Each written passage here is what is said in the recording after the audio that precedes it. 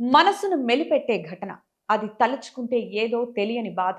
ఏం మాట్లాడాలో, ఎలా చెప్పాలో కూడా తెలియట్లేదు. అది మహబూబ్‌నగర్ జిల్లా ప్రేమ్‌నగర్.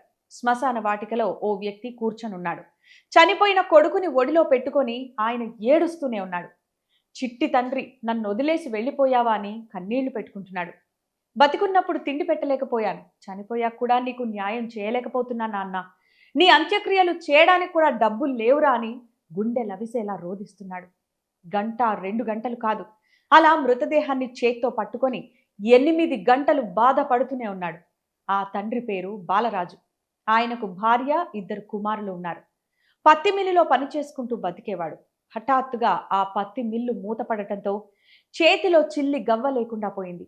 పైగా భార్యతో గొడవలు. దీంతో ఆమె కూడా దివ్యాంగుడైన పెద్ద కొడుకును వదిలేసి చిన్న కొడుకును తీసుకొని పుట్టింటికి వెళ్ళిపోయింది. అప్పటి నుంచి మరింత కుంగిపోయాడు బాలరాజు. దివ్యాంగుడైన కొడుకును ఇంట్లోనే ఉంచి అక్కడక్కడ చిన్న చిన్న పనులు చేసేవాడు. కానీ గత వారం రోజులుగా ఆ పని కూడా దొరకలేదు.